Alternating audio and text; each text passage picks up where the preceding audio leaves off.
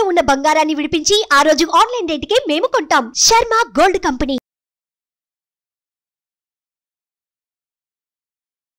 నమస్తే, welcome to Suman TV. నేను మీ యామ్ని. ప్రస్తుతం మనతో ఉన్నారు ప్రముఖ ఆధ్యాత్మికవేత్త, జ్యోతిష్య రత్న డాక్టర్ శ్రీమతి కోనాల భాగ్యలక్ష్మి గారు ఉన్నారు. అమ్మతో మనం మాట్లాడదాం. నమస్తే అమ్మ. నమస్తే అమ్మా. అమ్మ, ఈ ఏప్రిల్ నెలలో అసలు కన్యా రాశి వారికి ఏ విధంగా ఉంటుందంటారు? అలానే ఈ రాశి వారికి ఎలాంటి పరిహారం చేసుకోవాలమ్మా? ఓం గం గణపతే నమః. శుక్లాంబరధరం విష్ణుం శశివర్ణం చతుర్భుజం ప్రసన్నవదనం ధ్యాయే సర్వ విఘ్నోపశాంతయే. ఓం గం గణపతే నమః. శ్రీమాత్రే నమః. ముఖ్యంగా ఈ 1/4/2024 30/4/2024 ఏ విధంగా ఉండబోతోంది ద్వాదశ రాశుల వారికి అనే విషయాన్ని ఇప్పుడు ఒక్కసారి మనం పరిశీలిద్దాం. 2వ తారీఖున బుధుడు వక్రంలోకి వెళుతున్నాడు. అదేవిధంగా చూసినట్లయితే 10వ తారీఖున మీనరాశిలోకి వెళ్తున్నాడు మళ్ళీ బుధుడు. అది ఆ విధంగా బుధగ్రహ సంచారం ఆ విధంగా ఉంది. 14వ తారీఖున రవి మేషరాశిలోకి వెళ్ళబోతున్నాడు. 24వ తారీఖున మీనరాశిలోకి కుజుడు ప్రవేశించబోతున్నాడు కుంభం నుంచి. 25వ తారీఖున శుక్రుడు తను ఉన్నటువంటి మీనరాశి నుంచి మేషంలోకి ప్రయాణం చేయబోతున్నాడు. ఇది ఈ యొక్క ద్వాదశ రాశుల్లోని గ్రహ సంచారం యొక్క ప్రయాణాలు, విశేషమైనటువంటి ప్రయాణాలు ఇవి. సరే, ద్వాదశ రాశుల వారికి ఏ విధంగా ఉండబోతుందనే విషయాన్ని ఇప్పుడు మనం పరిగణలోకి తీసుకుందాం. ఈ ఏప్రిల్ మాసంలో కన్యారాశి వారికి చూసినట్లయితే కేతువు లగ్నాత్తు ఉండడం, అదేవిధంగా చూసినట్లయితే 7th హౌస్లో శుక్రుడు రవి రాహువు కలయిక, అష్టమంలో గురుబుధులు కలయిక, షష్టమంలో శని కుజుల కలయిక ఏ విధంగా ఉండబోతోంది అంటే కనుక అది ఏమిటంటే అడకత్తెరలో పోక చెక్క అంటాం కదా, ఆ విధంగా ఉండబోతుంది. ఎందుకంటే రవి చూస్తే మళ్ళీ 15వ తారీఖున అష్టమంలోకి వస్తున్నాడు, అంటే ఆరోగ్యం మీద దెబ్బతీస్తాడు. అందువలన ప్రజెంట్ చూసినట్లయితే కనుక ఈ కన్యారాశి వారికి నూతన వ్యాపారాలు ప్రారంభిస్తారు, అన్నీ బాగున్నాయనేసి మనం అనుకుంటూ సంతోషంగా ఉన్నారు వీళ్ళు. అయినప్పటికీ కూడా అదనపు రుణాలకి శ్రీకారం చుట్టడం చేయకుండా ఉండడం మంచిది. మనం ఇంకా పెట్టుబడులు పెట్టాలి అనే ఆశ ఉంటుంది కదా. అప్పుడు లాభాలు స్టార్ట్ అయ్యాయి కాబట్టి కొత్త వ్యాపారాల్లో ఇంకా పెట్టుబడి పెడితే ఇంకా వస్తుంది అనే ఆశ అనేది కామన్ కదా. దాని వైపు వెళ్లకుండా కొంత నిలదొక్కుకోవడం అనేది చెప్పదగిన. అంటే ఉగాదికి ముందు ఉగాదికి ముందు ఏ విధమైన ప్రయత్నాల్లోని కూడా పెట్టుబడులు పెట్టబాకండి, అది చెప్పదగిన సూచన. సరే, ఉగాది వచ్చేసింది 9వ తారీఖున. ఆ తర్వాత ఆదాయం చూస్తే వీడికి 5, అదేవిధంగా వ్యయం చూస్తే కూడా 5 కనపడుతోంది. రాజపూజ్యం 5, అవమానం 2. సరే, బాగుంది అనుకుంటే ఉత్తర 2, 3, 4 పదాలు, ఆ తర్వాత హస్త నక్షత్రం, ఆ తర్వాత చిత్తా నక్షత్రం ప్రథమ ద్వితీయ. అయితే ఎలాగా ఏమిటి సంగతి, ఉగాది తర్వాత ఏ విధంగా మార్పులు చేర్పులు శుభకరంగా ఉన్నాయా అనే విషయాన్ని చూసినట్లయితే కనుక కొంచెం 13వ తారీఖు నుంచి 14వ తారీఖు నుంచి రవి మారడం, ఆ తర్వాత 23 నుంచి కుజుడు, గురు రాహుకేతువులు, ఈ నెలంతా కూడా ఎలా ఉంటుందంటే వీళ్ళకి అనుకూలత కన్నా కొంచెం ప్రతికూలతే ఎక్కువ కనిపిస్తుంది. అందువలన ఇప్పటి వరకు ఏప్రిల్ 9వ తారీఖు వరకు ఏం చేశారో చెయ్యండి, తర్వాత కొత్తవి మొదలు పెట్టబాకండి. ఎందుకంటే తెలివైన వాడు ఎప్పుడు కూడా టైం బాగున్నప్పుడే చేయాలి. టైం కొంచెం అటు ఇటుగా ఉన్నప్పుడు మనం ముందుకు అడుగేస్తే మళ్ళీ పప్పులో కాలేసినట్టు అయిపోతుంది.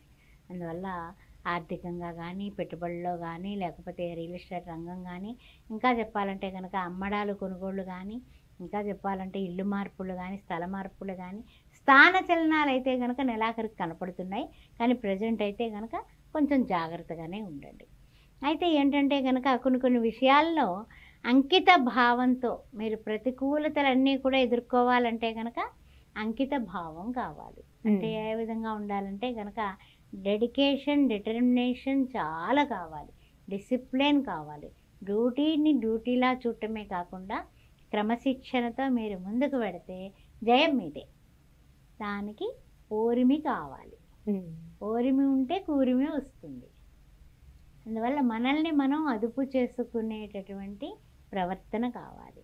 ఆవేశపడద్దు, కొంచెం కంట్రోల్ చేసుకోండి.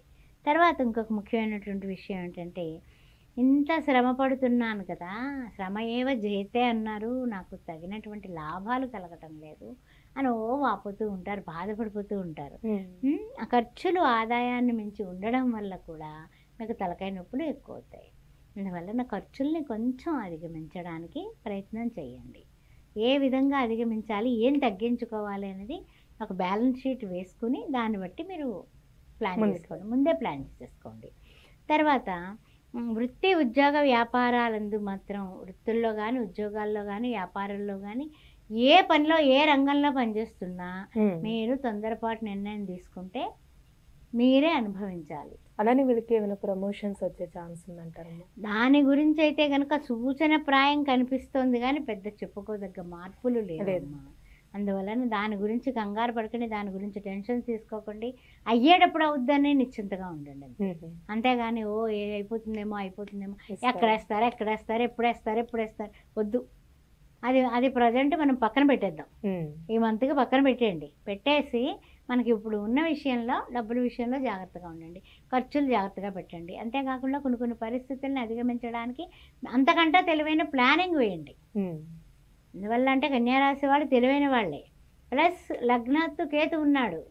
అందువలన మనకి భార్యాభర్తల భాగస్వామ్యంలో కూడా పొరపచ్చాలు లేకుండా ఉండేలాగా ఏకవాక్య పరిపాలన జరగాలంటే అప్పుడు రవి, రాహువు, శుక్రుడు అక్కడ ఉన్నారు. మరలానేమో బుధుడేమో వక్రగతిని మళ్ళీ మీనంలోకి రాబోతున్నాడు.